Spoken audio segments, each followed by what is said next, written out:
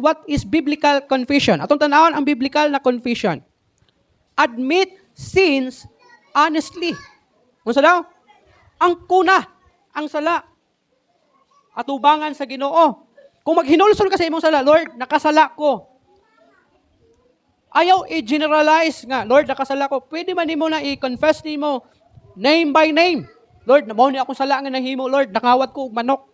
Labon bitag mo sa Katoliko pa siguro mo.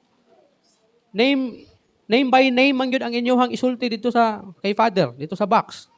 Di ba? Pag mingon si Father nga, oh, nak, unsa imong nahimo? Mingon man ka, Father, kasala ko. Unsa imong sala, nak, nga nahimo? Di ba, anak, may tawag sa imo, ha? Mingon ka nga, kanang nangawat ko og manok. Oh, di ba? Anong isulti man nimo sa maong tao sa usa ka box, sa usa ka kwarto, na specific man kaayo? Ano man, mingon ra dayon ta ka nga, basta kay nakasala ko, Father. Ay, napangutana unsa akong nahimong sala, basta kay nakasala ko. Specify nimo, pero sa Ginoo dili ka makapa-specify sa imong sala. I-specify nimo sa Ginoo and isulti nimo ni kay kining pag-specify sa imong sala nga nahimo at ubangan sa Ginoo. Usa ni siya kapag angkon, usa ni kapag pakita nga ikaw aminado. Usa ni kapag pakita sa imong pagka-honest at ubangan sa Ginoo. Nga nakasala ka, ug mao ni imong sala nga nahimo. And then accept responsibility. Kung mag-ingon tag accept responsibility, kung latuson ka sa Ginoo, dawata ayaw kasuko ug ayaw kasubo sa Ginoo. Kay ang tinuod na Kristohanon, ang tinuod nga anak sa Ginoo, every time makasala siya, latuson gyud siya sa Ginoo, disiplinahon. Ha? Dili ka kuhaan sa imong kaluwasan sumala sa pagtulunan sa ubang grupo nga kung makasala ka, kuhaan ikag kaluwasan unya nyag mamatay ka, impyerno ka. Pero sa ako ang pagkasabot sa pulo sa Ginoo, pag makasala ang usa ka Kristohanon, dili na siya kuhaan sa kaluwasan, hinuon latuson na siya. Ha? Agi og disiplina. Nanuman?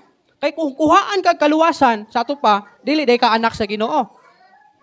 Kung naay anak, kaya anak ni Dawan, kining kambal. Every time makasala ang kambal, isalikway ba ni Dawan, ug sa dili na mo na ako anak. Bisa pag unsa ka buluyago, naa ang kamatuoran nga anak niya na. The same pud na sa Ginoo. Kung makasala ang kambal, unsa himuon ni Dawan? Ihabang palayason ug mingon sa nga, dili na mo na ako ilhon nga akong anak. Unsa lang yang buhaton? Siyempre kasabaan, latuson, kusion. Anak. Oh. Kita pod, pag makasala ta kay mga anak man ta sa Ginoo, latuson ta. Kanang kastiguhon ta sa Ginoo. Mao nang every time we commit sin at ubangan sa Ginoo, dawata ang maong responsibilidad. Kung saon ka sa Ginoo, dawata kay nakasala man ka. Ha? Kung kastiguhon ka sa Ginoo, unsang klase sa kastigo nga himuon sa Ginoo kanimo dawata. And then commit to turn away from sin. Human ka, mo sulti sa imong sala at ubangan sa Ginoo ug mo dawat sa silot nga himuon sa Ginoo sa imuha, kinahanglan mo saad ka. Ipasalig nimo sa Ginoo nga biyaan nimo ang sala, dili kay naghinulsol ka sa imong sala pero wala may pagbag-o. Mao na nga kung nakasala ka sa Ginoo, paning kamuti nga makabiya ka. Dili kay murag normal na lang sa imo. Paning kamuti kay naman, although dili ta perfect o makasala man kita tubangan sa Ginoo, pero lahi gid tong naning kamot ka kaysa kana bitong ni sabay lang ka sa lihok sa kalibutan na usay ang ginagamit natong rason na tao lang man ko makasala gid ko. Dili mo guna siya rason. Kana ang inana na mga rason ginagamit niya sa mga tao na gina-justify nila ang ilahang mga binuhatan nga di makapahimaya sa Ginoo. Si Paul, ningon si Paul, gusto ko mohimok maayo. Pero sala ang akong mahimo. Pero naningkamot ko. Oh, siyempre. Doon ay pagpaningkamot. Lahi itong sabay lang ka sa agos, kung asa ka dalhon sa imong pagbati, sa imong emotion, sa imong kasing-kasing, sa imong unod nung pagbati, amul diretso, mulakaw rapod ka, sundon rapod nimo. Dapat adunay pagkataha ang imong kasing-kasing, na mataha ka, mubuhat ani, nga hadlo ka, mubuhat ani, kay kabalo ka, nalatuson ka sa Ginoo. Ang bata bitaw, pag mubati sa kahadlok sa iyang papa o sa iyang mama, managana man gid na siya. Managana na siya, muhimo og mali, kay kabalo siya, isog yang mama ug yang papa. Mabunalan gyud siya, makusian gyud siya, makasabaan gyud siya. Mo nang gabantay sa siyang lihok. Mo na kun mangayo kag pasaylo sa Ginoo, paning kamuti, nga dili na mahimong normal ang paghimo sa sala nga imuhang gipangayo ag pasaylo sa Ginoo. Kung may nga tag normal, grabe tang marag okay ra sa imo buhaton, nga sabay lang ka sa gusto sa imong unod. Adunay usa ka illustration. Usa ka bintana nga glass na puno og abog. Pag ang glass nga puno kayog abog, instead na mo diretso ang hayag sa adlaw, di na sa kalusot dito sa sulod sa balay.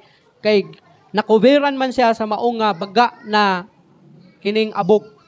Na supposed to be, ang purpose nga nung bintana na siya, glass na siya, kay para hayag yapon. Wala sa siminto, kay para hayag yapon. Pero kung napuno siya og dust or abog, wala siya'y pulos. Walay pulos ang maong nga glass. Kay wala nahatag ang iyahang purpose nga diin makasulod ang kahayag sa sulod sa maong nga balay. Inaana pod ang atoang kinabuhi nga nagatipik sa sala. Ha? Napuno ta sa abog nga diin dili na ta makasidlak. Ingon ang Ginoo, let your light shine. Pero unsaon pag-shine nimo, unsaon pagdanag sa imong kahayag na nakuveran man isa sa abog, which is ang atoang mga hidden sins nato. So para mawala ning abog sa bintana, kinahanglang limpyuhan, silhigan, hugasan, sabunan, para mahamis, malimpyo kaayo ang atong kinabuhi inanak po. Para matanggal ang sala nga mao'y hinungdan nga nung dili ta musidlak, kinahanglan nato i-confess sa Ginoo. And the same time, tinguhaon na matalikdan ang maong nga sala.